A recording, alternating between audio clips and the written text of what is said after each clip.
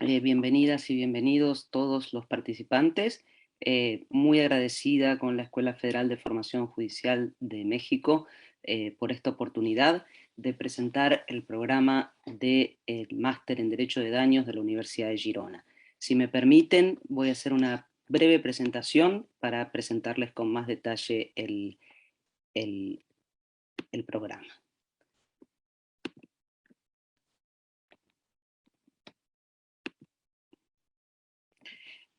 Bueno, espero que ahí estén viendo la pantalla, y si es así, quería comentarles que el máster en Derecho de Daños es un máster que ya lleva 10 ediciones, con los cuales es un máster que tiene una larga trayectoria y ha sido acreditado en el último año con la calidad de excelente.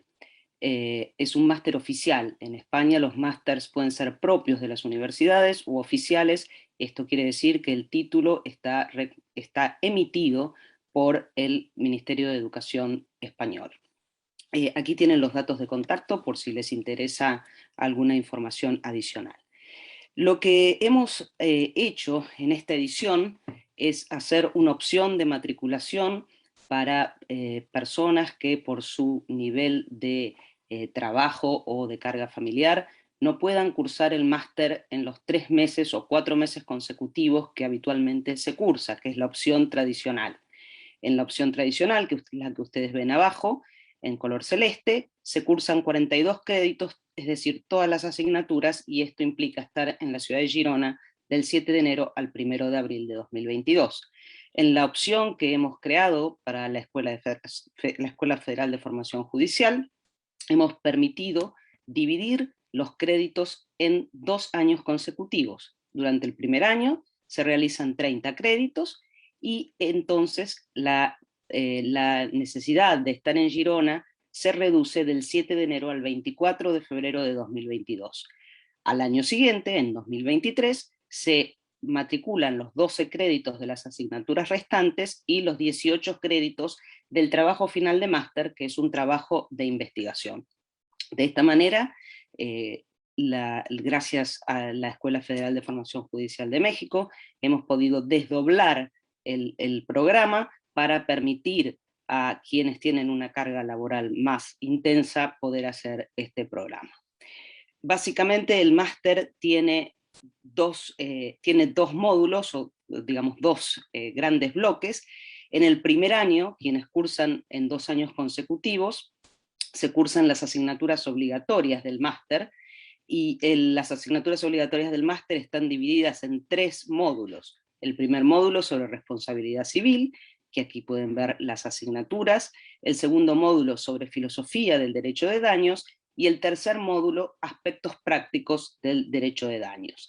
De esta manera, los estudiantes tienen conocimiento de aspectos prácticos, de aspectos teóricos, pero vinculados con el derecho positivo y la jurisprudencia en el módulo 1, y de aspectos de filosofía o de fundamentos en el módulo 2.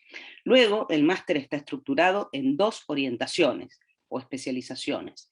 La primera especialización es el derecho privado de la responsabilidad contractual y extracontractual, en donde básicamente lo que define a esta orientación es el derecho comparado. ¿Sí? Como la mayoría de los estudiantes son extranjeros, no son españoles, el programa está pensado en este sentido, con lo cual no es un programa centrado ni en jurisprudencia ni en derecho positivo español, sino en jurisprudencia y derecho positivo comparado. Esta sería la orientación en derecho privado de la responsabilidad contractual y extracontractual. La segunda orientación, en donde da clases el doctor Papayanis, también da clases en las materias obligatorias, y doy clases yo misma también, es en la orientación de fundamentos para el análisis del derecho privado. Se trata de una orientación que cruza transversalmente todos los temas del derecho privado y que permite indagar sobre los fundamentos. Se puede decir que está de algún modo más vinculado con la filosofía, pero esto no quiere decir que no sea útil, todo lo contrario, para los jueces o abogados litigantes o quienes ejercen la profesión. Yo diría que ambas orientaciones son tan útiles para la academia como para el ejercicio profesional, sea desde la magistratura o desde el litigio.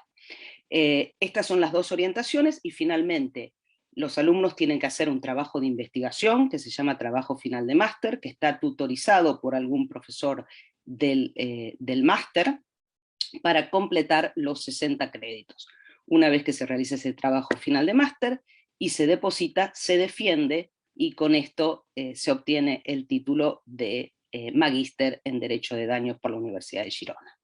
Con esto ya termino. Si tienen dudas o requieren información adicional, cualquiera de estos dos correos están disponibles para evacuar cualquier duda. Desde ya, muchas gracias por escucharme, y ojalá podamos vernos en Girona. Muchísimas gracias. Muchas gracias, doctora Carolina. Tiene el uso de la voz el maestro José Ignacio Morales Simón, coordinador académico de la Escuela Federal de Formación Judicial. Adelante, maestro, por favor. Muchas gracias, Francisco, y muchas gracias, Carolina, por la presentación. Como saben, ha sido una de las prioridades de la escuela querer impulsar pues, la difusión y el aprendizaje del derecho de daños, y pues en especial queremos agradecer a la Universidad de Girona y a Carolina, que representa de alguna manera aquí a la universidad, que justo para poder atraer a más personas y que el personal jurisdiccional pudiera hacer el máster, decidieron dividir este tiempo presencial, ¿no? Que no fueran 3 meses, sino que se ajustara mejor a los tiempos. Entonces, pues compartimos ahora sí que intereses y les agradecemos la facilidad. Y pues de parte también del doctor Arturo Bárcena Zubieta, el director de la escuela, les queremos dar la bienvenida a todos y a todas ustedes. Y pues en especial también al profesor Diego Papayanis, que nos acompaña hoy, que pues es un lujo tenerlo aquí, ya lo escucharán, pero siempre es un lujo que nos acompañe. Entonces, bueno, también les quería recordar que a quienes nos acompañan en la plataforma de Zoom podrán realizar sus preguntas y comentarios a través de la función de chat que aparece en la barra inferior de sus pantallas. Les pedimos, por favor, que dirijan sus cuestionamientos al usuario que identifican con el nombre *preguntas, para que así me lleguen a mí las preguntas y se las podamos realizar al ponente. Igualmente, a las personas que siguen la transmisión por YouTube, tengan la seguridad que vamos a estar monitoreando los comentarios, y las dudas que lleguen por ahí también se me harán llegar para poderlas hacer llegar al ponente. Sin embargo, pues tristemente el tiempo es limitado y no podemos abusar de por sí de la generosidad del profesor que nos acompaña. Entonces, difícilmente podremos hacer todas las preguntas, pero yo voy a intentar sistematizarlas para abarcar el mayor número de preguntas posibles. Entonces, sin más, permítanme presentar al profesor Diego Papayanis. Él es licenciado en Derecho por la Universidad de Buenos Aires y doctor en Derecho por la Universidad Pompeu Fabra. Sus líneas de investigación se centran principalmente en los fundamentos filosóficos del derecho privado, la causalidad, el análisis económico del derecho y la teoría general del derecho.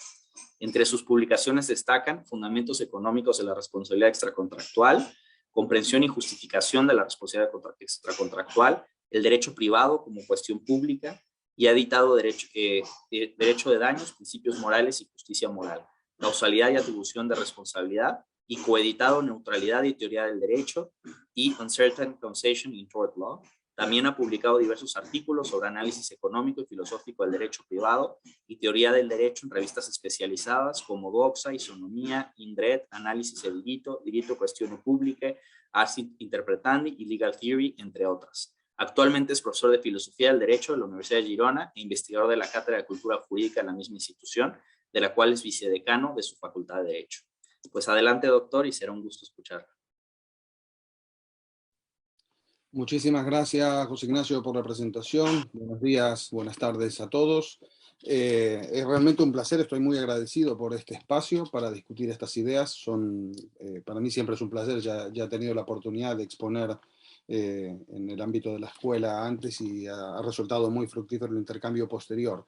En este sentido, intentaré limitarme un tiempo de unos 40 minutos para exponer sobre un tema que bueno, de alguna manera está formulado a partir de las dos preguntas más básicas que uno puede realizarse, ¿no? Respecto a la responsabilidad civil. ¿Qué es la responsabilidad civil y para qué nos sirve la responsabilidad civil?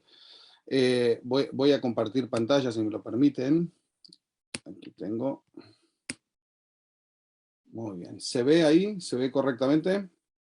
Sí, se ve perfecto. Perfecto. Muy bien. les decía, voy a limitarme, voy a comenzar con estas dos preguntas, pero verán que rápidamente todo esto deviene en una cantidad de cuestiones conceptuales que resultan de fundamental importancia para entender qué tipo de práctica es la responsabilidad civil y cómo se distingue de otros tipos de responsabilidad, como la responsabilidad penal, por ejemplo, ¿no? Esto creo que es importante porque cualquier aplicador de derecho y cualquier abogado tiene que saber tiene que tener una concepción del tipo de ámbito en el que está operando. Allí, por ejemplo, cuando las normas no definen perfectamente cuál es el resultado, ¿no? Cuál es el resultado previsto por el derecho en ciertas situaciones. Me refiero a casos donde hay lagunas normativas, donde hay antinomias que no son fáciles de resolver. ¿Con qué criterio debe operarse allí en los casos de vaguedad, por ejemplo? Bueno, tener una concepción de qué es la responsabilidad civil ayuda mucho a tomar decisiones en esos ámbitos de indeterminación del derecho. ¿Sí? Bueno, voy a ello. Comenzamos directamente con la idea de qué es la responsabilidad. Una primera idea podría decir, mire, la responsabilidad civil es el ámbito del derecho que regula las interacciones entre particulares, ¿sí? Y tradicionalmente se ha prestado mucho más atención a las interacciones dañosas entre particulares y a la respuesta jurídica ante el daño que a veces en la dogmática se llama daño injusto. Una persona daña violando los términos de interacción dados por las reglas de responsabilidad civil, por ejemplo, daña con culpa a otra persona. ¿Qué debe hacerse en este caso, ¿no? La respuesta intuitiva, obvia, que todos hemos estudiado es, pues, el agente dañador debe indemnizar a la víctima, ¿no? Y esta es la parte que más atención ha recibido, y aunque durante miles de años se ha hablado del alterum non ledere, de principios que tienen que ver con el deber de no dañar previo al incumplimiento. Si uno le preguntase a un profesor de Derecho Civil ¿de qué va su asignatura? ¿Cuál es el contenido de su asignatura? La respuesta más frecuente seguramente sería mi asignatura va sobre el remedio jurídico ante el daño injusto, ¿no? O la variedad de remedios jurídicos, pero se centraría todo en la parte remedial y no tanto en la parte reguladora de la responsabilidad civil. No obstante, uno puede, voy a argumentar que tiene dos aspectos relevantes para considerar aquí, ¿sí? La idea de responsabilidad civil es un término ambiguo. Por un lado, es verdad que se centra en esta idea de reacción del sistema ante el daño y de la sujeción, la potestad que tiene la víctima de sujetar al agente dañador y exigirle responsabilidad, ¿sí? Se centra en la vulnerabilidad de quien daña injustamente a otro, la vulnerabilidad frente a quién, frente a la víctima de ese daño injusto. Es verdad, esto es una de las acepciones de responsabilidad civil, pero otra acepción más genérica de responsabilidad civil es la de responsabilidades o deberes, responsabilidades como equivalente a deberes que tenemos unos respecto de otros, lo que nos debemos unos a otros qua ciudadanos aquí que interactuamos en el día a día, ¿sí? ¿Qué nos debemos? Sería raro pensar que lo que nos debemos unos a otros comienza recién con la producción de un daño. Es decir, yo no le debo nada a las potenciales víctimas hasta que no las convierto en víctimas. Esto sería muy extraño. Los deberes que tenemos respecto de otros comienzan mucho antes. Justamente antes de dañarlos ya tenemos como mínimo estándares de diligencia. Tenemos el deber de tomar medidas que fueran razonables para no causarles daños que de otro modo consideraríamos injustos porque podían haber sido evitados si uno tomaba medidas que eran jurídicamente exigibles, pero además que son jurídicamente exigibles por una buena razón. Por ejemplo, esa buena razón puede ser que son medidas de bajísimo coste y que protegen bienes jurídicos de una jerarquía axiológica superior, ¿no? Entonces, como mínimo tenemos antes un aspecto regulador que está orientado a evitar cierto tipo de injusticias, y ese aspecto regulador como mínimo está dado por los estándares de diligencia. Yo diré que ese aspecto regulador incluye también deberes de no dañar, no solo deberes de intentar no dañar. No hay solo deberes de tomar precauciones, sino que uno, a veces, aunque toma las precauciones, se produce el daño, a veces infringe deberes de no dañar con acciones que eran meramente riesgosas. Esto pasa con los casos de responsabilidad objetiva. Pero bueno, ya llegaré a eso. Simplemente en esta diapositiva quiero marcar la idea de que hay un aspecto regulador y un aspecto que es subsanador. y que ya no está orientado a evitar esos daños injustos o cierto tipo de injusticias en las interacciones entre privados, sino que está orientado a reparar, a subsanar o a enmendar la situación que se ha dado por el incumplimiento de esas normas de comportamiento que tenemos entre los miembros de la sociedad. Si uno acepta esto, puede entender que el aspecto subsanador refleja algo así como un second best, ¿no? Una segunda mejor alternativa. Lo mejor hubiese sido, el éxito del sistema es que no nos dañemos, no que nos reparemos permanentemente los daños que nos causamos.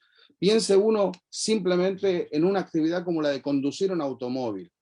Las reglas de la conducción son muy detalladas, ¿sí? Los códigos de circulación, las leyes de circulación normalmente establecen un conjunto de deberes que es bastante amplio y detallado. ¿Cuál es el éxito máximo del derecho? ¿Que nos compensemos cada vez que chocamos o atropellamos a alguien? ¿O el máximo éxito del derecho es cuando nos coordinamos en esta actividad compleja de conducir y llegamos de un sitio a otro, nos transportamos, nos trasladamos por la ciudad sin dañarnos ni dañar a nadie? Parece obvio que el sentido o la realización máxima de ese conjunto de normas se logra cuando el daño no se produce. El aspecto regulador de la responsabilidad civil, entendida como responsabilidades que tenemos respecto de otros, se logra cuando el daño no se produce. Y subsidiariamente, no nos queda más remedio que compensar los daños cuando hemos fracasado o cuando el derecho ha fracasado por la razón que sea en esa orientación de la conducta hacia la compatibilidad de nuestros múltiples intereses. Es obvio que estando como estamos aquí compartiendo un espacio y un tiempo limitados, nuestros intereses, nuestras múltiples ideas tenderán a entrar en conflicto, tenderemos a chocar. Bueno, cuando no hay más remedio y se producen este tipo de conflictos entre nuestros intereses y esto causa pérdida de bienestar en algunas personas, ¿a qué podemos recurrir? Al remedio. Pero el remedio es como algo, esta idea subsanadora es algo de segundo orden o segundo orden en las preferencias de un legislador ideal, si se quiere, ¿sí? Esta misma estructura que he presentado aquí es aplicable también a la responsabilidad contractual, no solo a la extracontractual. La única diferencia es que en la responsabilidad contractual o las provisiones, las disposiciones del derecho contractual permiten a las partes crear deberes allí donde no existían, ¿sí? Yo no tengo el deber de no competir con un amigo en su ámbito del comercio, no tengo ese deber, pero si resulta que después de cerrar un negocio, ¿no? de liquidar un negocio que teníamos juntos, yo firmo una cláusula en la que me comprometo a no competir en el mismo ámbito geográfico durante 2 años con él, pues entonces ahora tengo un deber que antes no tenía y tengo una ocasión para dañarlo que antes no tenía. Ahora, si yo compito con él en violación de la cláusula, genera un daño injusto. Si yo no hubiese firmado la cláusula, no generaría ningún daño injusto al competir con él y quitarle clientes. Esta es una forma de ver rápidamente cómo el derecho contractual se integra en esas responsabilidades civiles porque es un mecanismo con el cual los particulares se pueden dar sus propias normas de interacción, pero no hay una diferencia estructural. Sigue siendo una parte de la responsabilidad civil entendida en este sentido tan genérico, simplemente que el ámbito de discreción de las partes es mayor en el derecho contractual. En la responsabilidad extracontractual normalmente no son disponibles las normas respecto del daño que uno puede causar a otro, etc. Ya nos viene dado por el derecho. El derecho nos dice qué daños son injustos. En el derecho contractual nos permite, o el derecho contractual nos permite crear nuevas instancias de injusticia en nuestras interacciones. Esa es la única diferencia que uno debería aceptar entre el derecho de contratos en su faz reguladora y la responsabilidad extracontractual. Y esto es coherente con la tendencia de unificar ambos campos, ¿no? En todos los proyectos modernos tratan de mostrar que los límites que se han trazado, las diferencias que se han trazado en realidad son más artificiales que útiles en la regulación de la interacción privada. Si esto es así y aceptamos que hay 2 niveles, un primer nivel regulador o un aspecto regulador de la práctica y un segundo aspecto que es subsanador, podemos entender que las reglas de responsabilidad civil establecen un marco de interacción porque dan lugar, crean Derechos y deberes de indemnidad. Esta es una etiqueta que yo he acuñado porque me parecía útil para resumir esta idea de que una vez que tenemos allí alguna regla como la regla de culpa o la regla de responsabilidad objetiva, la mejor reconstrucción teórica de lo que allí ha ocurrido es normalmente, porque esto es cierto que podría existir un sistema de responsabilidad civil sin deberes de no dañar, puramente reparador. Tendría algunos problemas de conveniencia que esto sea así, pero no creo que haya una imposibilidad conceptual de que alguien ponga en su Código Civil o en su Constitución, aquí no hay un derecho a no ser dañado, solo hay un derecho a ser reparado. Sí, es posible. Es terriblemente insensato que algo así pueda ocurrir, pero es posible conceptualmente. Ahora bien, en la mayoría de nuestros ordenamientos jurídicos, como el mexicano, colombiano, chileno, argentino, ecuatoriano, todos los que yo conozco, creo que son mejor reconstruidos conceptualmente como consagrando derechos y deberes de indemnidad, y esto solo significa que consagra a favor de la víctima un derecho a no ser dañado de ciertas formas, que es correlativo con un deber de los potenciales agentes dañadores de no dañar de esas mismas maneras. Dos ejemplos típicos son la regla de culpa y la regla de responsabilidad objetiva. Con la regla de culpa, la mejor reconstrucción es que tenemos un derecho a no ser dañados, correlativo con un deber de no dañar, con acciones culpables. Tenemos derecho a no ser dañados por la conducta irrazonable de otros. En cambio, allí donde hay una regla de responsabilidad objetiva, que es aplicable al caso, ¿sí?, el derecho que tengo es a no ser dañado con actividades riesgosas, aunque fueran lícitas, aunque hubiera una autorización administrativa, tengo un derecho a no ser dañado. ¿Qué significa que tengo ese derecho a no ser dañado con actividades lícitas? Bueno, mire, la actividad ya digo que es lícita, es un presupuesto de lo que estoy afirmando, solo que usted no debe dañarme con ella. Ah, pero ¿cómo sé? ¿Cómo sé los daños que sistemáticamente van a ocurrir? ¿Cómo puedo evitarlos? ¿Qué sentido tiene algo así? Muy simple. Piensa usted si no puede distinguir la acción de conducir el automóvil, que es lícita, y la acción de atropellar con el automóvil, que diríamos es ilícita. Conducir es lícito, atropellar no. Cuando yo atropello con el automóvil, de pronto estoy vulnerando el derecho de indemnidad que tenía la víctima y he violado mi deber de indemnidad, un deber que a veces es imposible que cumpla, porque yo iba conduciendo lícitamente y de pronto aparece de la nada mis facultades cognitivas, mis habilidades físicas me impedían evitar ese accidente. Bueno, mire, había una manera de evitarlo, no se suba al coche, si no quiere, es como dicen, ¿no? Si usted no aguanta el calor, no se meta en la cocina. Todos los conductores asumen ese nivel de exigencia normativa tan elevado. Tiene el deber de no dañar con sus actividades lícitas, pero no tiene el deber de abstenerse de la actividad justamente porque es lícita, ¿sí? Sobre esto se puede discutir muchísimo y es algo sobre lo que he escrito in extenso y que siempre en clases discutimos y volvemos a discutir y nunca nos aburrimos, un tema apasionante. Ahora, nuevamente, si aceptan esta reconstrucción también, podemos ver que hay una utilidad teórica en concebir la responsabilidad civil a partir de derechos y deberes de indemnidad. ¿Por qué? Porque la vulneración de un derecho de indemnidad o la infracción de un deber, que es lo mismo, es algo correlativo, requiere que A, el agente, cause a B, que es la víctima, un daño con una conducta comprendida en los factores de atribución como la culpa, el riesgo, etc. Eso depende de cada ordenamiento jurídico. Pero fíjense que no puede ser que yo viole el derecho de la víctima a no ser dañada con culpa si no le causa un daño, ¿sí? Porque entonces si no le causa un daño es porque ya no la dañé, entonces no infringí su derecho a no ser dañada. Si no le causo, es decir, si no hay causalidad entre mi acción y el daño de la víctima, y si no incurro en culpa. ¿Y esto qué ventaja tiene? Que hablar de derechos y deberes de indemnidad, la infracción de derechos y deberes de indemnidad, condensa todos los presupuestos clásicos de la responsabilidad civil. La culpa, los factores de atribución, culpa, riesgo, etcétera, garantía y muchos más, ¿sí? La causalidad y el daño. Son los tres presupuestos básicos de la responsabilidad civil. A partir de ahí empieza todo el análisis dogmático.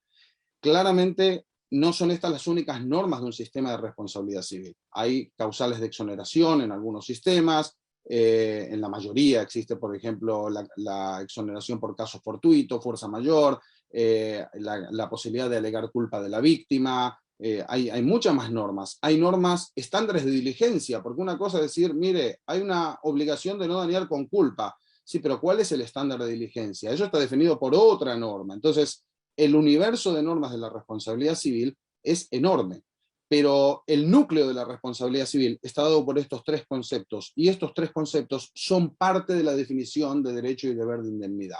Con lo cual, yo incluyo esta idea de derecho y deber de indemnidad aquí porque considero que es un dispositivo conceptual muy potente, que sintetiza muchas cosas y nos permite entender todo ese conjunto de normas sobre causalidad, sobre daño, etcétera, como una manera de establecer un marco de interacción entre los particulares. Esa es la ventaja que tiene reconstruir de esta manera la responsabilidad civil. Una duda que podría surgir, y quiero anticipar y disipar rápidamente, es si esta visión que habla de derecho a no ser dañado, deberes de no dañar, daño injusto, etcétera, no está moralizada. ¿Qué visión es esta de la responsabilidad civil? Y si estuviera moralizada, ¿sería una visión moderna de la responsabilidad civil? Mi respuesta rápida es absolutamente no, no está moralizada. ¿Por qué? Porque lo que cuenta como injusticia en cada sistema jurídico es contingente. Digamos, depende de qué establezca el derecho en concreto. ¿Qué es injusto? ¿Qué tipo de daños son injustos? Eso lo dice el derecho, no lo dice la moral. Es posible entonces que haya injusticias morales, incorrecciones morales, que el derecho no reconoce como tales. Eso pasaba, por ejemplo, si uno cree que causar daño a los sentimientos de una persona con un daño que le causa una grave incapacidad, lo deja en una silla de ruedas, etcétera, es una incorrección moral. Allí en los sistemas donde no se reconocía el daño moral, bueno, se estaba cometiendo una injusticia, pero podíamos decir en aquel sistema, no es jurídicamente injusto causar ese tipo de daño a los sentimientos. Un ejemplo que se vea más claro. Uno puede pensar que los daños que uno causa en la infidelidad matrimonial son una incorrección moral. Y aún así, puede entender que jurídicamente en algunos sistemas ese tipo de daños no son compensables porque no son considerados injustos. El sistema del Código Civil argentino de 2015, por ejemplo, es explícito, dice el deber moral de fidelidad. Habla del deber moral de fidelidad del Código, queriendo decir que no es un deber jurídico y por lo tanto todos los daños derivados a partir de ello no serán compensables, no son un problema del derecho. En este sentido, claramente no está moralizada esta idea de responsabilidad civil, porque remite a lo que diga el derecho y no a lo que diga la moral. Pero sí es verdad que el derecho expresa un punto de vista moral sobre la justicia o las injusticias. Eso sí, mire, debe ser que desde el punto de vista del legislador argentino, para decirlo muy gráficamente, porque ¿qué es el legislador argentino? Todo eso tiene mil problemas. Solo para que nos entendamos aquí rápidamente, podemos decir, debe ser que desde el punto de vista del legislador argentino, los daños derivados de la infidelidad matrimonial no son injusticias que merezcan ser abordadas por el derecho. Por lo tanto, no son daños injustos desde la perspectiva del derecho. Sino, ¿qué otra explicación habría, no? Ahora sí, pasemos al carácter distintivo de la responsabilidad civil. En este esquema, ¿qué es lo que tiene distintivo la responsabilidad civil? Estoy hablando de reglas de interacción, estoy hablando de derechos a no ser dañados de ciertas maneras, correlativos con ciertos deberes de no dañar, y una respuesta ante la infracción o vulneración de esos derechos correlativa con la infracción del deber de no dañar. ¿Qué es lo distintivo? A diferencia del derecho penal, la acción civil es plenamente disponible. Ustedes saben que en el derecho penal la acción pertenece al Estado. Hay algunas excepciones, hay hay delitos que son de acción dependiente de instancia privada, ¿no? Cuando yo estudié derecho penal en Argentina, estos delitos eran el estupro y la violación. ¿Y esto qué significaba? Que si la víctima no inicia la acción, el Estado no puede iniciarla, pero una vez que la víctima la inicia, ya la víctima pierde el dominio de esa acción. Le corresponde al fiscal seguirla o no seguirla, es una cuestión ya del Estado. Y esto se hacía para no imponerle compulsivamente a la víctima el inicio de esa acción penal que podría llegar a afectar otros valores como su intimidad, su privacidad, evitar la revictimización de la víctima, etc. Pero hay un otro grupo de delitos que son muy minoritarios, que son directamente acción privada, que se llama en el ámbito penal. Y estos son las típicas querellas por injurias o por calumnias. Estos no son delitos de acción pública, pero son la excepción. En el derecho civil la acción es plenamente disponible y por principio general en el derecho penal no es disponible, es imperativa, es algo compulsivo. En cambio, como pongo aquí, las injusticias que afectan primordialmente el interés privado, las que son propias del derecho civil y cuyos efectos o eventuales efectos negativos no llegan a justificar la intervención estatal compulsiva, son las que están tratadas por el derecho civil. Es decir, cuando hablamos de una injusticia civil, lo distintivo es que se le concede a la víctima la facultad de sujetar, exigir responsabilidades del agente dañador si es que así lo desea. ¿Y por qué? Bueno, porque se entiende que allí hay primordialmente un interés privado, que puede tener alguna trascendencia social, ¿no? Podría tenerlo, ahora vamos a ver. Sin embargo, esa trascendencia social no justifica activar el mecanismo estatal. Ese es el tipo de juicio que hay cuando el legislador decide hacer que algunos asuntos sean puramente privados, como por ejemplo, A incumple el contrato con B. Esto no es un delito, normalmente no lo es. Supongo que en México no lo será tampoco, tampoco lo será en México, en Argentina no lo es, incumplir un contrato. Sí podría serlo si ese incumplimiento del contrato en realidad es una forma de estafa, ¿no? Pero en principio no es un delito. ¿Y qué significa esto? Cuando A incumple el contrato con B, el interés afectado es puramente privado. Es verdad que nos interesa que se cumplan con los contratos, que haya una cultura del cumplimiento contractual. Sí, pero promover ese tipo de bienes sociales, hay un juicio que hace el legislador, no puede ser justificado por medio de un instrumento tan gravoso como el derecho penal. Ahora bien, pese a esto que acabo de decir, fíjense que no hay intereses que por su naturaleza, ¿sí?, como algo que uno ve en la naturaleza de las cosas, sea más conveniente tutelar mediante el derecho penal o mediante el derecho civil. Fíjense en el delito de robo, estafa, daño, lesiones culposas. En todos estos se da la misma estructura que en el derecho civil. Mire, está el agente dañador que tenía el deber de no dañar de cierta forma, robándole, por ejemplo, la propiedad, etcétera, estafándolo, perjudicando sus bienes patrimoniales o lesionarlo físicamente con culpa. Tenía ese deber y lo incumple. En el derecho penal la estructura es la misma. A le hace a B algo que tenía el deber de no hacer. Entonces, ¿cuál es la distinción? ¿Por qué? ¿Por qué? Insisto en la misma idea. En estos casos hay un interés público en disuadir, castigar o reprimir estas conductas, el robo, la estafa, etc. Pero estos delitos afectan de manera más tangible a la víctima directa y ahí sí es que comparamos. Fíjense, en definitiva, tenemos un interés en disuadir el robo, pero al que le robaron es a mí, no a la sociedad, ¿no? Soy yo el que se quedó sin el bien. Sin embargo, hay un interés ahí, hay un interés. ¿Por qué? Compárese el mero incumplimiento del contrato con una situación como A maltrata psicológicamente a B en su relación de pareja. ¿Es esto una situación o una cuestión puramente privada cuya trascendencia social no merezca la pena ser perseguida por el derecho penal? La respuesta contemporánea es no, esto no es una cuestión puramente privada. Probablemente un siglo atrás sí lo era. Si resulta que alguien maltrata a su pareja, eso es algo del ámbito familiar, no vale la pena perseguirlo en el ámbito público. Es decir, hay un juicio sobre qué es lo que vale la pena perseguir mediante el derecho penal y que distingue claramente la responsabilidad civil de otras formas de responsabilidad. Ahora creo que se va a entender definitivamente con esta diapositiva. ¿Cuál es el foco de la responsabilidad civil? Si nos atenemos a todo lo dicho, facultar a la víctima para que reclame al agente dañador si así lo desea.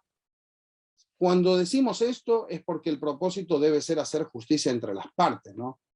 Fíjense que es la única manera de esquematizar la diferencia entre responsabilidad civil y derecho penal del siguiente modo. En la responsabilidad civil entendemos que A, el agente dañador, es responsable ante la víctima, directamente ante la víctima. ¿Por qué? Por haber hecho X, haberla dañado, por ejemplo. En cambio, en el derecho penal, A es responsable ante la comunidad. ¿Por qué? Por haber dañado a la víctima. Por haber dañado a la víctima. Es decir, la diferencia... Esperen que no está funcionando el PowerPoint. Aquí.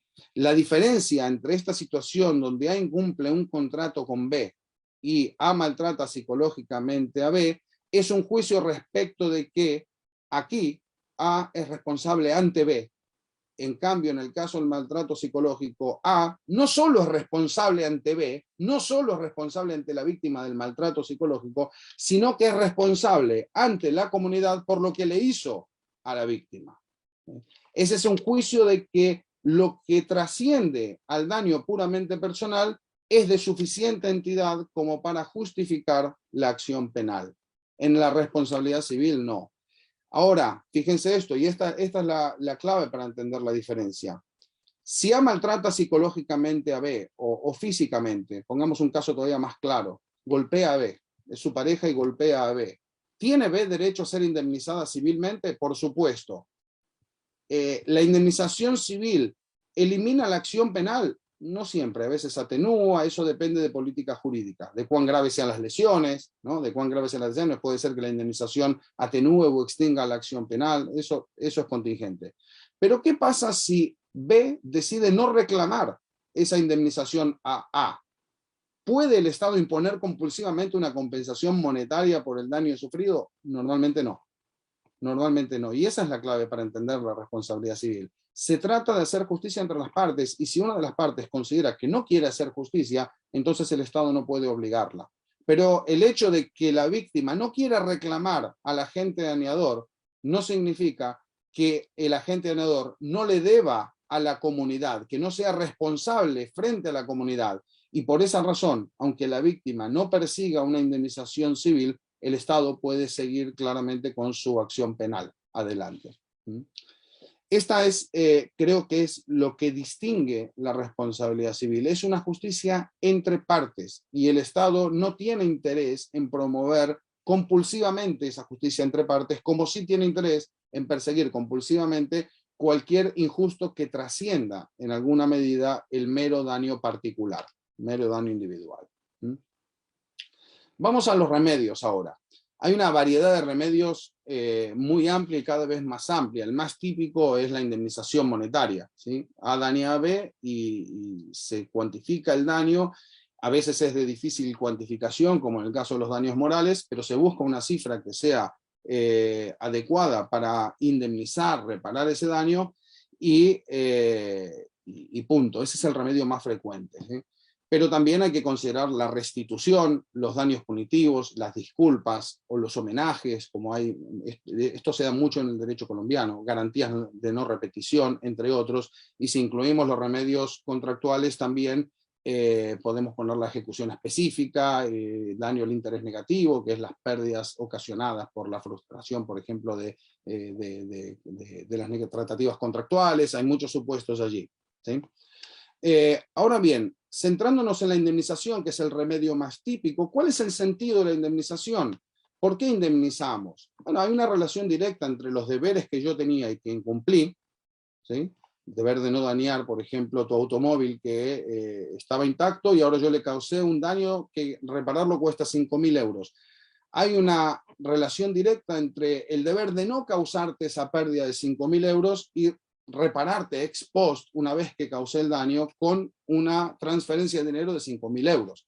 Parece que hay cierta correspondencia entre el deber que incumplí y la manera de subsanar, que es darte esos 5.000 euros en efectivo, que tú podrás gastar en el automóvil o no, ya es una cuestión de la víctima, que corresponde a la autonomía de la víctima, ver cómo utiliza la indemnización monetaria.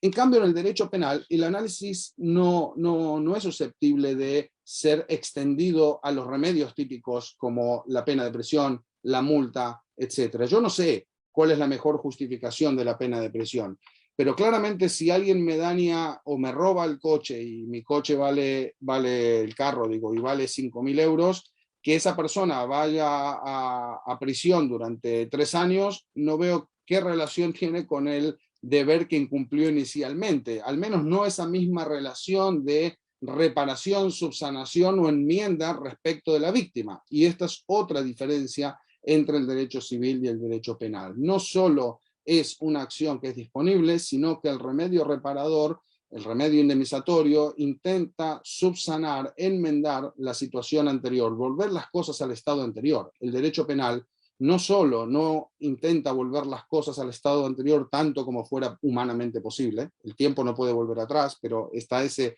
ideal de que podemos mejorar el pasado con una transferencia de dinero que ocurre luego del daño. ¿Sí? Tenemos esta idea y nos parece que tiene sentido. Si no, no podríamos explicar. Si uno niega esto, no podríamos explicar por qué si yo insulto en una discusión acalorada a Carolina y luego me disculpo, la situación es infinitamente mejor que si la insulto y no me disculpo.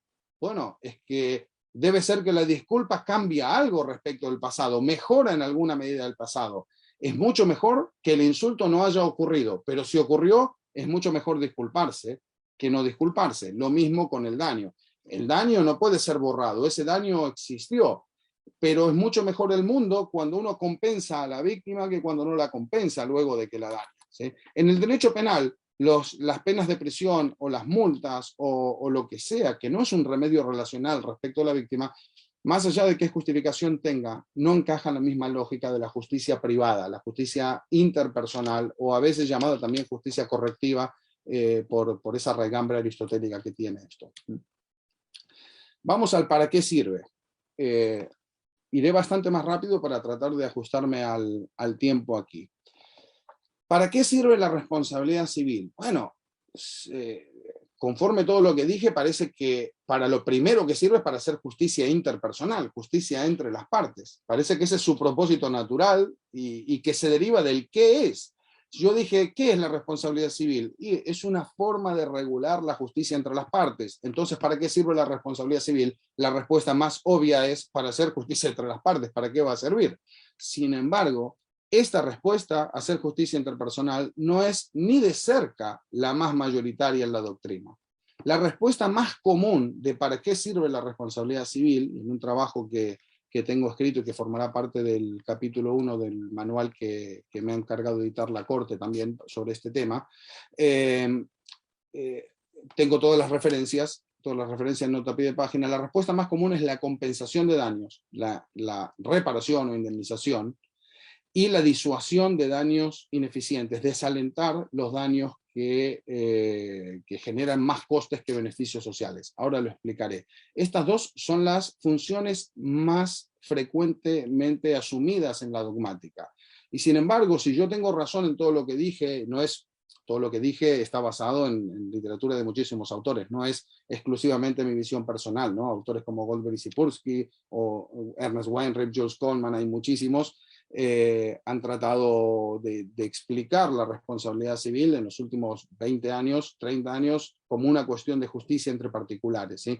Pero si toda esa reconstrucción que hice es sensata, la función primaria, la única que es insustituible, es la justicia interpersonal. No obstante, vamos a repasar las demás funciones. ¿Por qué?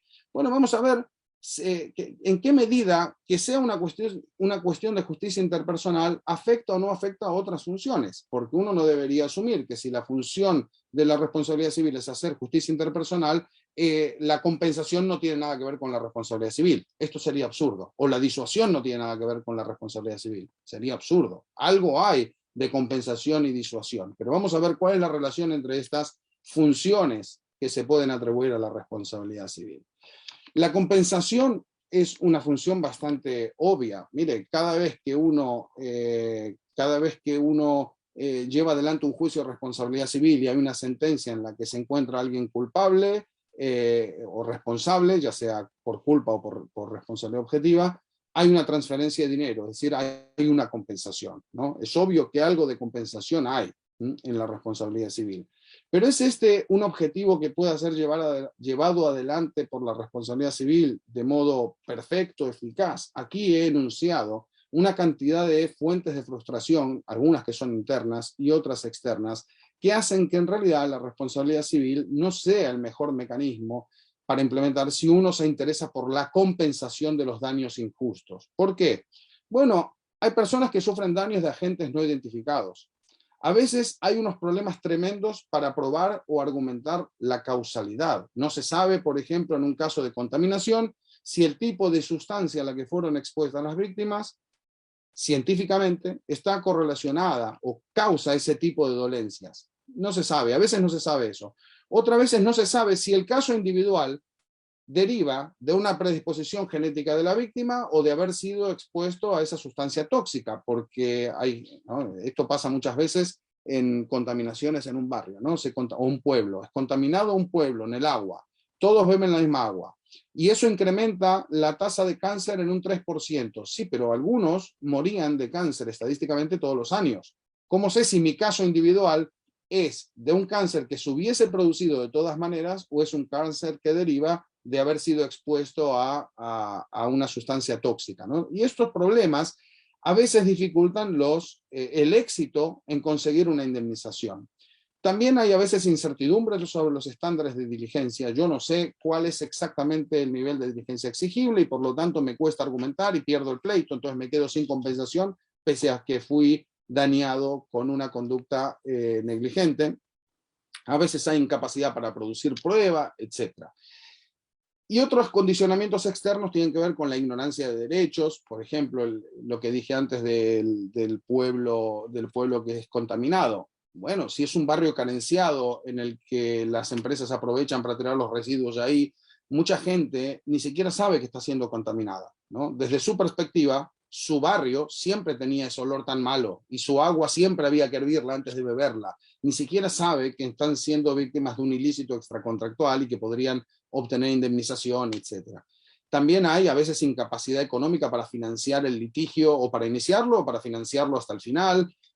A veces se encuentra con que, mire, he logrado probar todo esto, argumenté todo correctamente, no es que desconozco mis derechos, nada, pero es que la gente al final es insolvente y la sentencia para lo único que me sirve es para ponerlo en un cuadro en la pared, para sentirme reivindicado en tanto hay una decisión que dice pero que dice que yo fui dañado injustamente y que merezco una compensación, pero la compensación no llega. Si nos interesase compensar, tal vez podríamos pensar en otros mecanismos como los fondos sociales de compensación.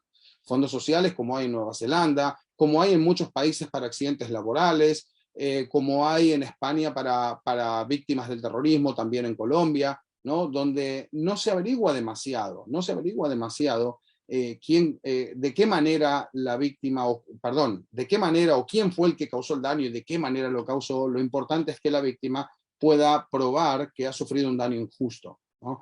Esto es un ejemplo en Nueva Zelanda, es claro, cuando hay accidentes sin culpa que afectan la integridad corporal, el Estado indemniza automáticamente con un fondo de compensación. No se hace un juicio de responsabilidad civil en el que el demandado tiene que poner ahí un abogado y empiezan a pelearse y a negociar, nada, directamente paga el fondo, ¿sí? Esto genera un pronto pago, una agilidad compensatoria muy amplia.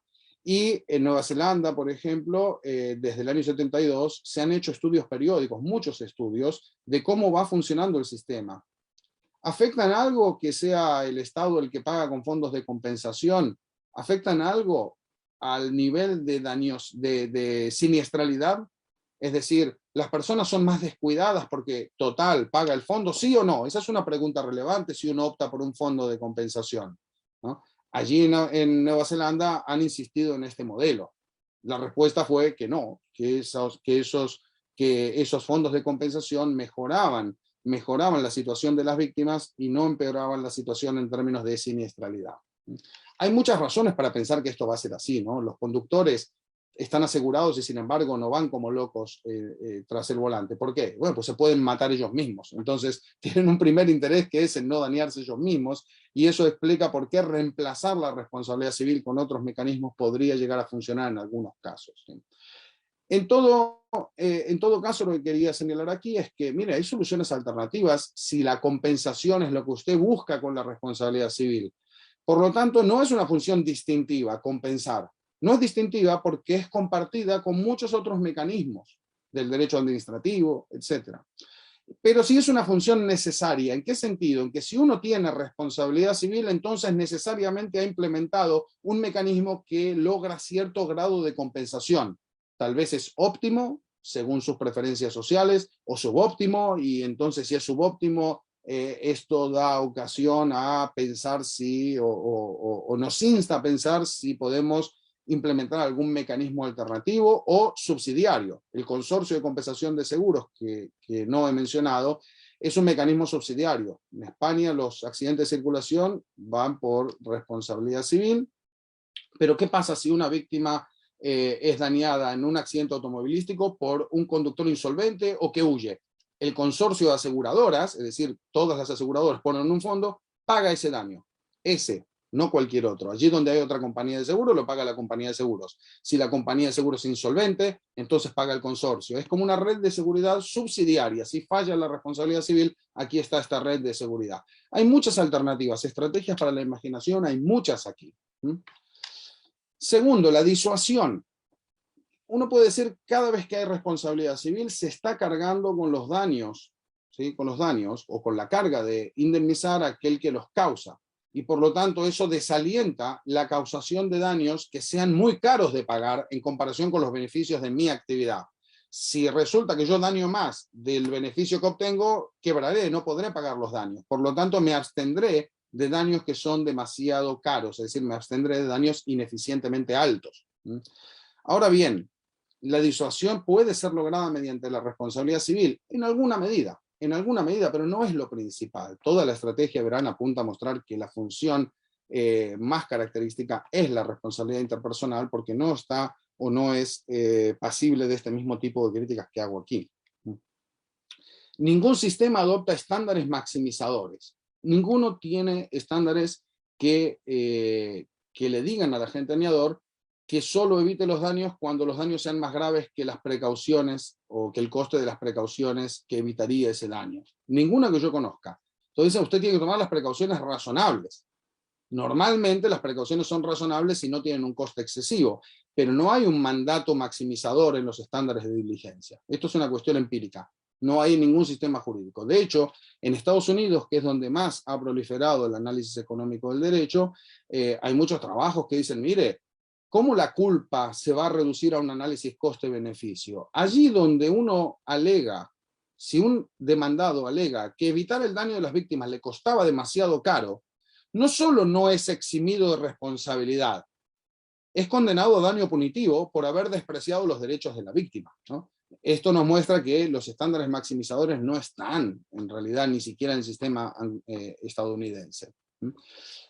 También se ha demostrado analíticamente, esto responde con modelos matemáticos de análisis económico de derecho, que ninguna regla ofrece incentivos para que todas las partes realicen el comportamiento óptimo, pero además, como podrán imaginar, hay defectos informativos, cómo sé yo cuáles son todas las medidas que tengo a mi disposición, etcétera, ¿no? Normas complejas con escaso poder motivacional, procedimientos mal diseñados. Todo esto, los condicionamientos sociales antes mencionados, todo esto hace que la aspiración de disuadir con el derecho privado o con el derecho de la responsabilidad civil, sea dudosa. Podemos disuadir en alguna medida, pero no es el objetivo principal. Ahora bien, en todo caso, más allá de que sea o no el objetivo principal, perdón que salta aquí, fíjense que también para disuadir tenemos mecanismos alternativos. Podríamos implementar multas o penas de prisión para el agente dañador. Si lo que queremos es disuadir, no necesitamos la responsabilidad civil. Podemos implementar seguros de compensación para que la víctima no tome precauciones excesivas. Como está el seguro que me paga, en alguna medida tomaré precauciones, pero no tomaré precauciones excesivas. Esta sería una de las preocupaciones de disuadir no solo a los agentes para que no causen daño, sino a las víctimas para que no se protejan en exceso ante el miedo de ser dañadas. No, mire, aquí tiene una compensación dada por un fondo. Uno podría argumentar tal vez que la responsabilidad civil es más eficiente porque gestiona la disuasión y la compensación en una misma institución. Disuade a los agentes y compensa a las víctimas en una sola operación donde el agente es obligado a compensar a la víctima. Sí, pero falta mucha información empírica para saber si realmente la responsabilidad civil es más barata de administrar que un mecanismo administrativo de compensación, un fondo de compensación, más administrar las multas o el derecho penal, las penas de prisión del derecho penal. Esto depende, podría ser que sea más eficiente o no optar por un mecanismo o por otro. En conclusión, tampoco es una función distintiva, no lo es. La responsabilidad civil no puede tener por función distintiva disuadir, aunque disuada en alguna medida. No es distintiva porque el derecho penal también ayuda a disuadir, el derecho administrativo también ayuda a disuadir, etc. Pero sí es una función necesaria. Una vez que uno tiene allí responsabilidad civil, la disuasión es algo que la obligación de compensar hace. Es una señal que envía a los agentes. Entonces, en alguna medida, disuade la responsabilidad civil. Otra función es la prevención. Esta es típica de los ordenamientos más modernos, pero también existía la tutela inhibitoria típica. En México existe respecto del derecho al honor, tengo entendido, derecho a la imagen. Uno puede pedir que cese la difusión de ciertas imágenes, fotografías, etcétera, vídeos, antes de que sean difundidas a efectos de evitar el daño, ¿sí? Pero también está la práctica cautelar, etcétera. Hay todo un conjunto de medidas que apuntan a evitar que el daño se produzca, es decir, a suprimir la fuente de riesgo. También están los gastos preventivos, que es cuando la víctima, la potencial víctima, advierte que el agente dañador no está tomando precauciones que debería tomar, la víctima puede tomarlas a cuenta del agente dañador. Esto está en las legislaciones más modernas. Y por último, la acción preventiva, que es una forma ya consagrada jurídicamente en el Código Civil argentino, por ejemplo, legislativamente consagrada, de tutela inhibitoria típica, que era una idea de que los jueces deberían tener la potestad de ordenar, ser creativos en ordenar medidas que le pidan las víctimas, de innovar, no innovar, etcétera, a efectos de que los daños injustos no lleguen a producirse, ¿sí? Todo esto es una gran tendencia moderna y cada vez más el aspecto preventivo va ocupando espacio. ¿Es una función necesaria? No, no es necesaria porque estuvo durante mucho tiempo ausente del derecho civil y por lo tanto tampoco es distintiva. Podemos lograr lo mismo con el derecho administrativo. Entonces la función de prevención, aunque yo creo que es algo que debe ser tomado en serio y debe ser promovido, no es la justificación más fundamental de la responsabilidad civil. La más fundamental de la responsabilidad civil, insisto, es la justicia interpersonal.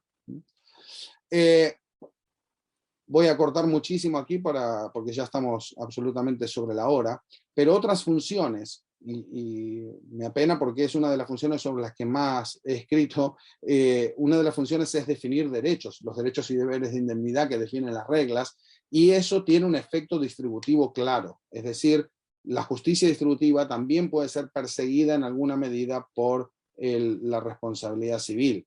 Un ejemplo sencillo: decidir aquí todas estas cuestiones. ¿Qué factor de atribución? ¿La culpa o la responsabilidad objetiva? Hombre, las víctimas prefieren responsabilidad objetiva. Los agentes dañadores prefieren la regla de culpa para pagar en menos situaciones posibles. ¿Cuál es el estándar exigible? ¿No? Todas estas decisiones, ¿qué causales de exoneración pueden invocarse? Todas esas decisiones sobre un sistema de responsabilidad civil tienen efectos distributivos. Generan una mayor libertad o una mayor carga para algún sector o para otro. Entonces tenemos que ver todas estas reglas, a quién benefician y a quién perjudican. Fíjense que cuando yo impongo un deber de diligencia allí donde no existía, lo que estoy haciendo es implícitamente una transferencia de dinero ya desde el agente dañador a la víctima. Si la víctima quería tener ese nivel de seguridad, antes de que haya una regla de diligencia, tenía que poner la mano en su propio bolsillo e invertir en medidas de precaución para protegerse de los daños que otros le causan. Cuando el derecho impone un deber de diligencia, es el agente dañador el que tiene que meter la mano en su bolsillo para tomar precauciones que benefician a las víctimas. Eso equivale a una suerte de subsidio. Y no se preocupen quienes creen que el derecho privado, y muy legítimamente creen que el derecho privado no tiene que hacer esto, no se preocupen porque es inevitable que lo haga. Si usted quita la regla, entonces la transferencia se da en el sentido inverso. Las empresas, cuando no tienen ciertos deberes de diligencia y causan daños pese a ello, están siendo subsidiadas por aquellos que sufren los daños. Entonces la transferencia es desde las víctimas a los agentes dañadores. Si pone usted el deber de diligencia, la transferencia es desde los agentes dañadores a la víctima. Las consecuencias distributivas son inevitables, no hay regla de responsabilidad que sea neutra, y conviene estar atento, y esto es algo que le toca al legislador, no al juez. El juez solo muy ocasionalmente hace juicios distributivos, como les dije antes, en caso de vaguedad de normas, o si el propio derecho remite a estos casos, ¿sí? Pero en principio es el legislador el que debe tomar en cuenta todas estas transferencias que se dan de un sector a otro sector, cómo afecta la libertad y la indemnidad de las partes, las distintas reglas, cómo se ve afectada por las distintas reglas, a efectos de tener un sistema de responsabilidad que sea distributivamente defendible, ¿sí? Que no genere opresores y oprimidos sistemáticamente. Hay muchos estudios, Keren Paz es el que más ha insistido en esto, que muestran que la responsabilidad civil tiene un componente regresivo, ¿no? Cuando se aplica el principio restitutio ad integrum, ¿sí? Se está diciendo que los ricos valen más que los pobres, que las mujeres valen menos que los hombres si se toma la capacidad de generar riqueza. Como los salarios de los hombres son más altos, entonces la indemnización por la pérdida de capacidad económica, la pérdida de poder, ¿cómo es? Las incapacidades que impiden el desarrollo de la actividad económica debe ser valorada en mayor medida. Las niñas y los niños también eran compensados de manera distinta, y todo esto generaba unas distorsiones que ahora, en siglo XXI, se empiezan a corregir, porque hay todo un discurso de la igualdad de género que empieza también a influir en este tipo de juicios. Pero hasta ahora la responsabilidad civil era totalmente ciega. Yo soy neutral, usted dígame qué daño sufrió y yo le compenso. Ah, usted era una persona anciana, pues vale mucho menos que una persona joven, aunque haya perdido los dos una pierna. Usted es mujer, entonces cobra menos, porque estadísticamente las mujeres cobran menos. Usted está enfermo, entonces claro, su capacidad de generar riqueza era menor, usted vale menos que. Esto es un componente regresivo tremendo, ¿sí? En todo caso, como digo, mayoritariamente esta responsabilidad es del legislador. Y vamos a ver por último, aunque hay otras funciones, hay muchas más, podríamos hablar horas. De hecho, una de las asignaturas que doy en el máster es esta, justificación y funciones, porque damos 27 horas de este tema, de discutir todas estas cuestiones, ¿no? La última función es la sanción.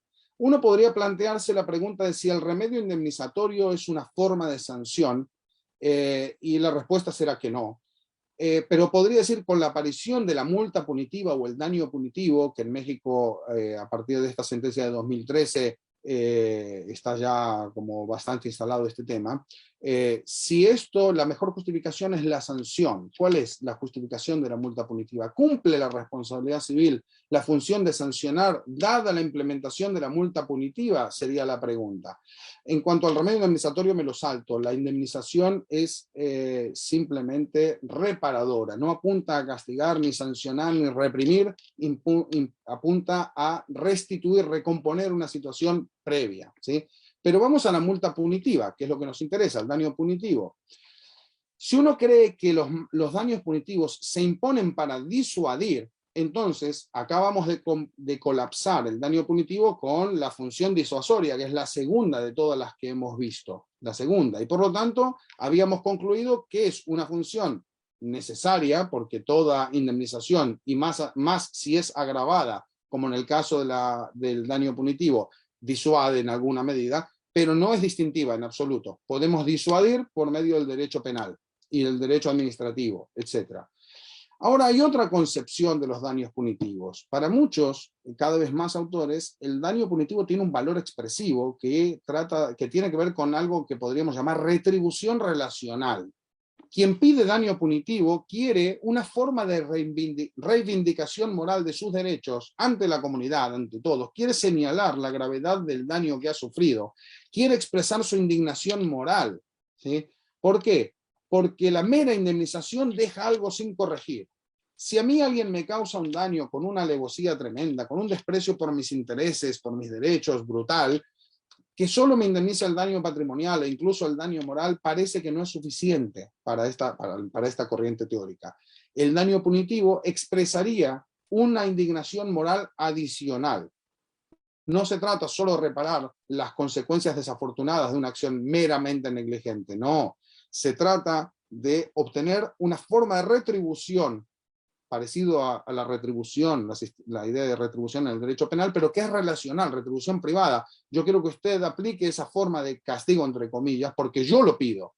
Déjeme sujetar a esta persona a responsabilidad en términos de daños punitivos de esta manera agravada. ¿Por qué? Porque quiero de alguna manera expresar esta indignación moral y que él sienta los efectos del poder normativo que el derecho me da para hacer esto, ¿eh?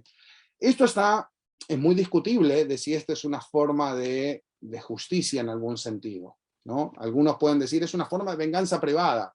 Yo no estoy seguro que lo sea o que no.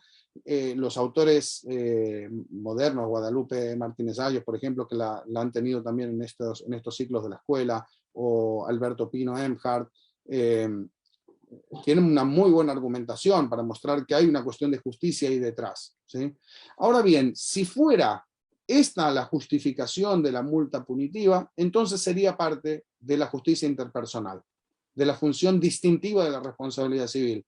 Y si un sistema, la consecuencia interesante de esto es que si un sistema no reconoce el remedio daño punitivo, el sistema hace justicia interpersonal de manera incompleta.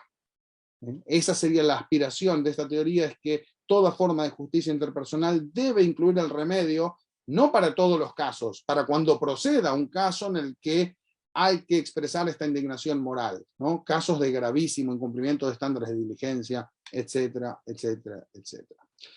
En definitiva, he intentado repasar las funciones más importantes de la responsabilidad civil en la parte de la exposición que tiene que ver con para qué sirve la responsabilidad civil, a efectos de mostrar que la inmensa mayoría de funciones que se atribuyen a la responsabilidad civil en la literatura no son funciones distintivas de la responsabilidad civil, que hacen que la responsabilidad civil sea el tipo de práctica que es, que den sentido a la responsabilidad civil. Por lo tanto, cuando uno piensa un problema de responsabilidad civil, el punto inicial, el punto de partida, el framework, el marco de análisis debe estar centrado en la idea de justicia interpersonal. Y allí donde haya indeterminaciones, decisiones que deban tomarse en instancia judicial, deberían ser razonadas desde ese prisma, y no desde otras funciones, que si bien no pueden ser ignoradas, no pueden ser el punto de partida. Digo, primero, justicia interpersonal. Si eso queda satisfecho en la solución que se está encontrando, entonces podemos considerar qué efectos disuasorios tendría una decisión de este tipo, qué efectos compensatorios tendría, cómo mejoraría la prevención de daños a futuro, etcétera, etcétera, etcétera. Esto, al menos, si queremos preservar la práctica que tenemos. Yo no estoy comprometido con preservarla, solo digo que si uno tiene que ser fiel a la responsabilidad civil al momento de aplicarla, parece que la mejor explicación de su sentido es la justicia interpersonal. Ahora bien, si el legislador decide derogarla e implementar fondos de compensación, a los jueces ya no les tocará tomar esto como punto de partida, ¿sí? Esto es un poco la idea. Bueno, muchísimas gracias y abrimos al debate, todo lo que quieran. Muchas gracias. No, muchas gracias a ti por la presentación, por todo. Y han llegado muchísimas preguntas. Lo malo es que el tiempo no será suficiente para discutir todos los puntos que pueden derivar de esta presentación. Entonces, si te parece, podemos hacer 4 preguntas y ver si nos da tiempo de otra ronda o vamos viendo. La primera tiene que ver con los daños punitivos, que nos preguntan si crees que es necesario que estén previstos en ley. Y también, bueno, esta un poco se añade, pero relacionado con otra pregunta, si crees que es justo que el derecho de daños imponga daños punitivos. Es decir, la estructura del derecho de daños, que no tiene garantías que, por ejemplo, tiene el derecho penal, como carga de la prueba más allá de toda duda razonable y demás, sí sería justo entonces prever que el derecho de daños, con su estructura, imponga este tipo de reparaciones.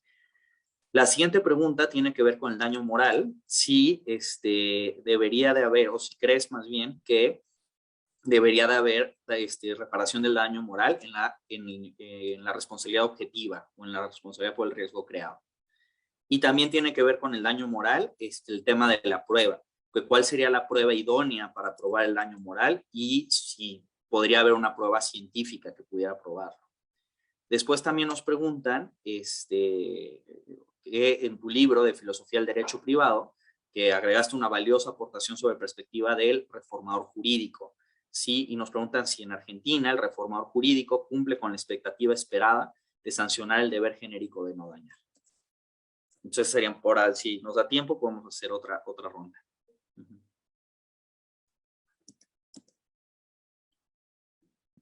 Muchas gracias. Intentaré ser esquemático a riesgo de que quede para poder aprovechar más preguntas también, ¿sí? La primera, respecto a los daños punitivos, si deben estar previstos por ley. Hombre, creo que lo mejor siempre es que haya una ley que explicite con la mayor cantidad de detalle posible de qué manera se van a implementar los daños punitivos. Esto no significa que a veces el legislador solo se mueve cuando la jurisprudencia plantea un tema, ¿no? Esto pasó en Argentina, si no recuerdo mal cómo era toda la historia con la ley de divorcio, diría que antes de que se dicte la ley de divorcio fue el legislador, fue el Poder Judicial, la Corte Suprema, quien dijo que esta idea de matrimonio indisoluble es inconstitucional. Yo no puedo quedar vinculado de aquí para siempre, ¿no? Y esto motiva, acelera los procesos legislativos donde ya había proyectos ahí, pero que no salían.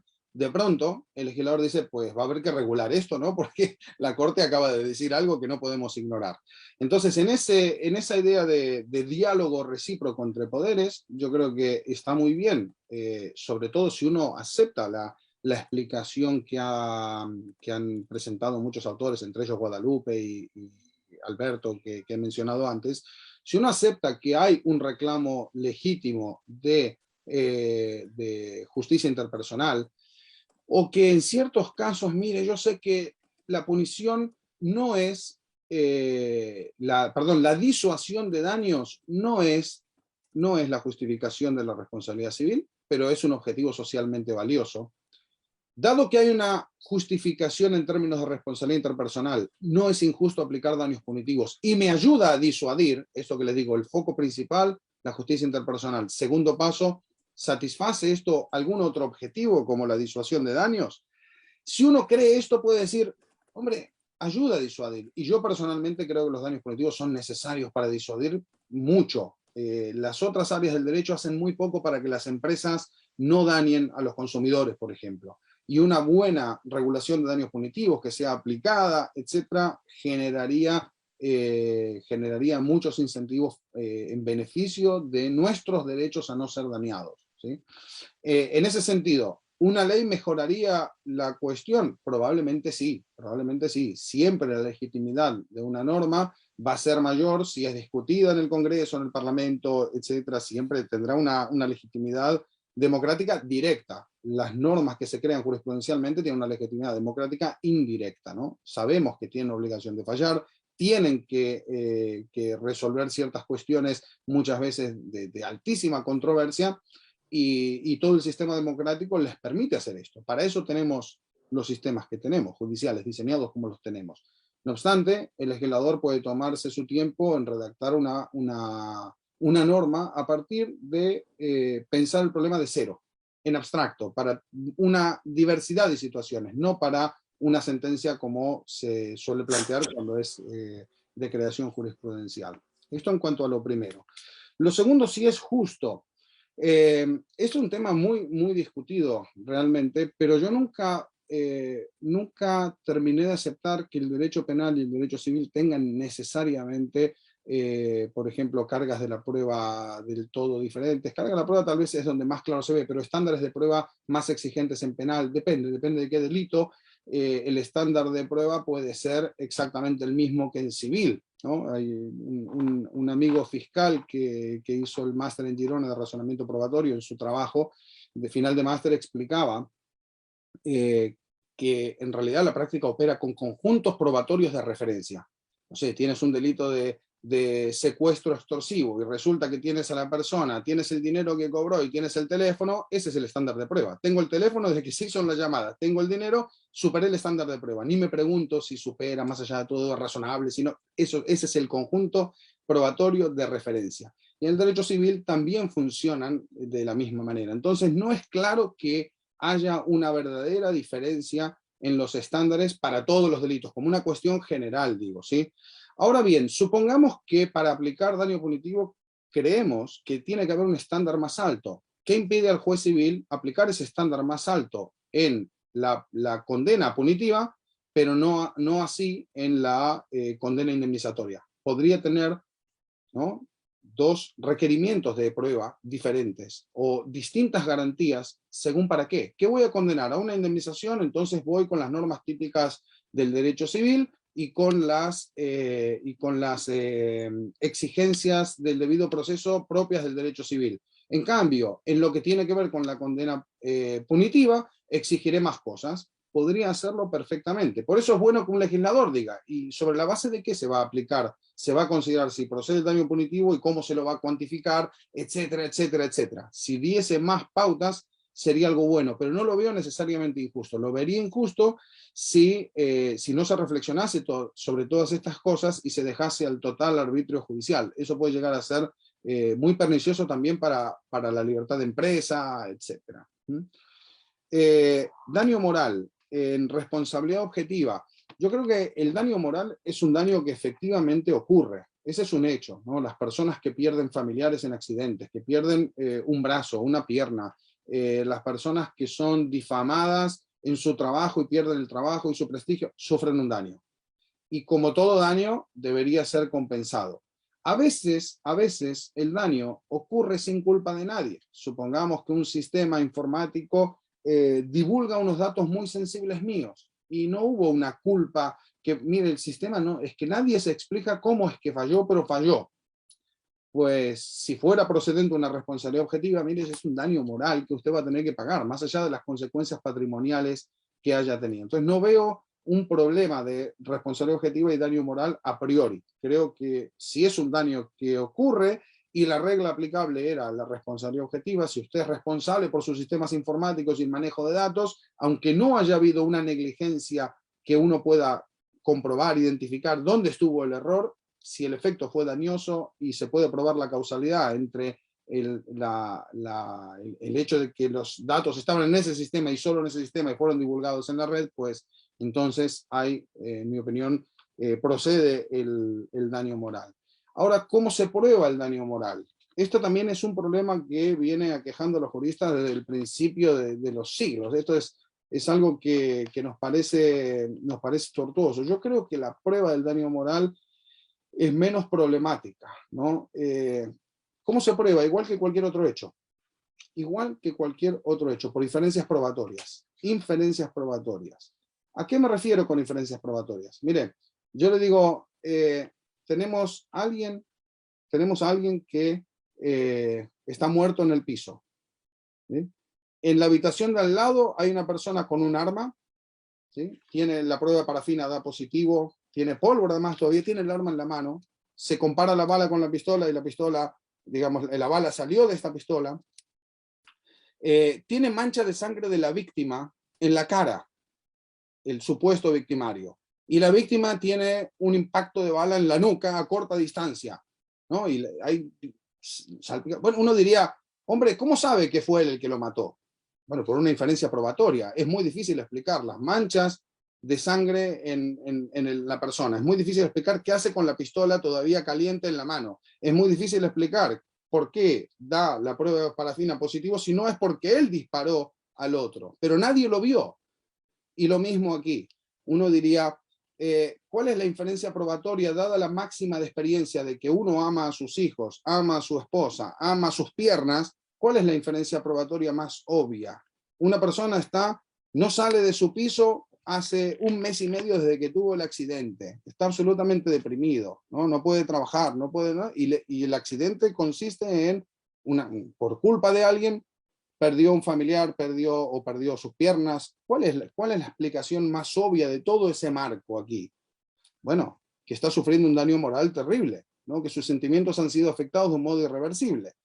¿Podría haber algún caso de error? Sí, del mismo modo que podría haber un caso de error porque la persona que tiene manchas de sangre y la pistola en la mano no fue el que disparó. ¿Podría haber algún caso de error?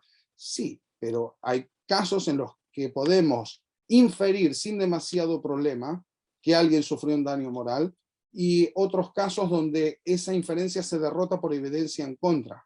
Por ejemplo, viene alguien reclamando daño moral por la pérdida de su esposa, pero resulta que hace 10 años que no tenía comunicación con la esposa, nunca se divorciaron, pero ya no vivían juntos, no se hablaban hacía 10 años. Pues ese dato nos permite derrotar la inferencia de que está sufriendo un daño moral grave. No es lo mismo que alguien que se acaba de casar o que lleva 5 años felizmente casado y pierde a la esposa en un accidente. No es lo mismo, ¿no? Podemos inferir que hay daño moral y podemos inferir cuál es la intensidad del daño según las circunstancias del caso. No puede haber una prueba directa de un hecho psicológico, pero si nos sentamos, si nos fijamos en ese problema, entonces no puede haber prueba directa nunca del dolo, ni de la buena fe, ni de muchísimas cosas que aplicamos en el día a día. ¿Y cómo atribuimos dolo, etcétera, por inferencias? Dígame cuál es la situación. Veo que alguien coge un bate de béisbol, se acerca a la mesa en un bar donde está sentado y le pega un palo en la cabeza, yo diré, bueno, creo que fue intencional, ¿no? Creo que está bastante claro que puedo atribuir intención.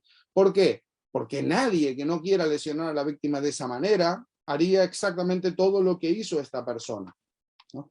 Ese mismo esquema de razonamiento podemos aplicar al daño moral, creo yo también. Y por último, en cuanto al deber genérico de no dañar, creo